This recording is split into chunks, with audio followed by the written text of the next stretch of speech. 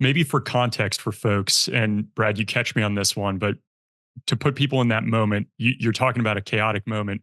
This is Blackhawk Down, basically. Yeah. You're in the aftermath of that. I mean, it's in the middle of it to some degree.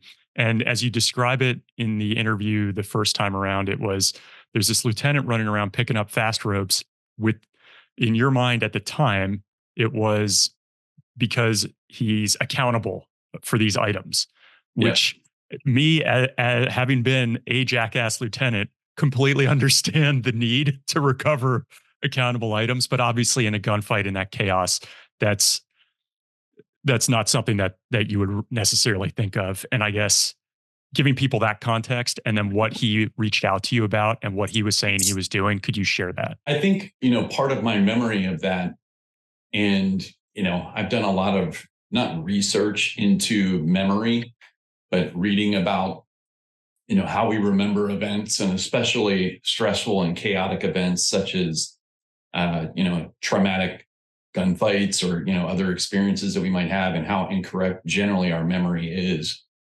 And I remember it being probably one of the fiercest parts of the battle, and, engaging as many folks as I could engage.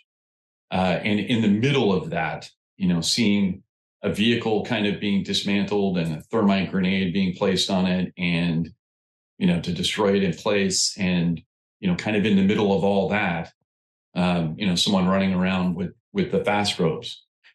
And so, I won't lie, that memory has been talked about with a number of folks that were there in that situation. And so what we all perceived was something, again, we had no context for the purpose, why he was doing what he was doing. But, looking back and then hearing his side of the events, it makes total sense. I know I have perceived things that, teammates and I have talked about after the fact. And even to the point of had someone call me on the anniversary of a significant date and thanked me for saving their life. And I was like, I have no idea what you're talking about. No man. way.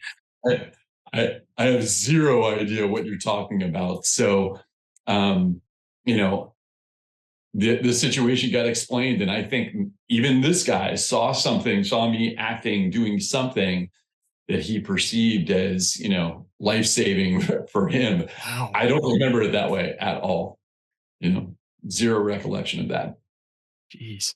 That's something that I've experienced as well. When I was in Afghanistan flying, we had this one event where our ground unit we were covering got ambushed, and we just weren't able to. We just didn't see the ambush coming. We were providing convoy security from these Apaches, just didn't see it. These guys got hit. A young kid in the turret on one of the Humvees just took a direct hit. And I thought, especially in the aviation community, we never see the ground unit again. Like, we're there to support them, and the next day we're off supporting someone else. We aren't co-located with them. So I just thought for years, literally years, that this kid died and it was kind of on our hands.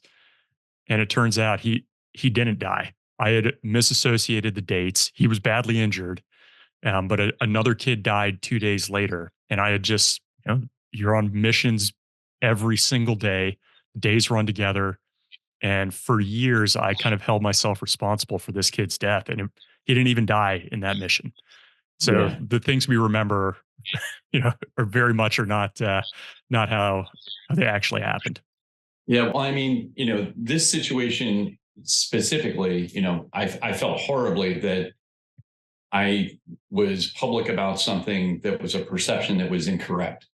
And for me, I'm going to rectify, correct, whatever you want to call it, the situation. And knowing that, at least 250,000 people have seen or heard this, I wanted to go out and publicly, correct that and right the wrong.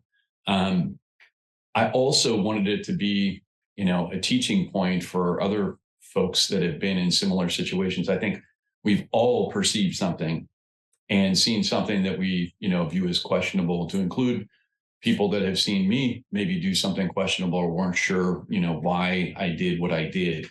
So I guess the learning lesson is don't be judgmental.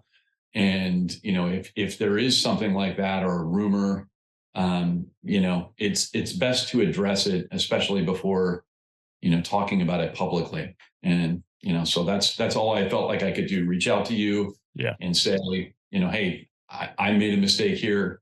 Can I please get on and correct this, and kind of go from there. It's interesting. We'll end up releasing this, I think, probably next week. And the reason I say it is um, just a few days after we end up releasing what we're talking about right now, I've got a recording that I did 2 weeks ago with two guys, two SEALs. I interviewed them both individually, and then I brought them on together to talk about one fight that they were in together. They haven't seen each other for 5 years.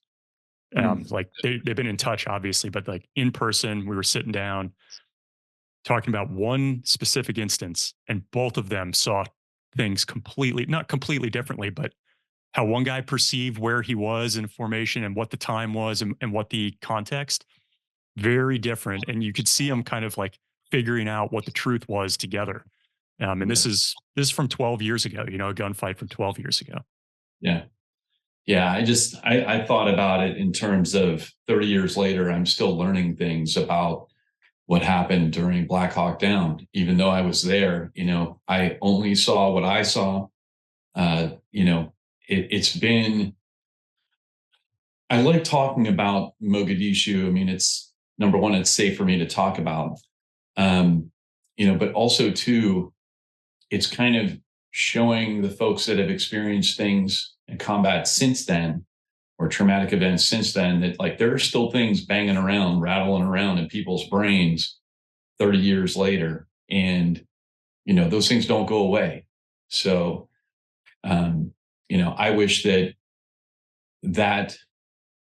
not rumor, but I wish that conversation had happened with him long ago, but not just for me, just collectively as a group.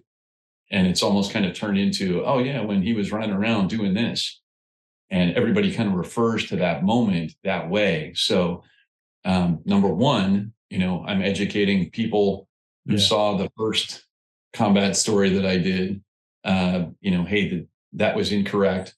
And then also too, folks that were there, and my teammates and folks like that, educating them on what the real situation was.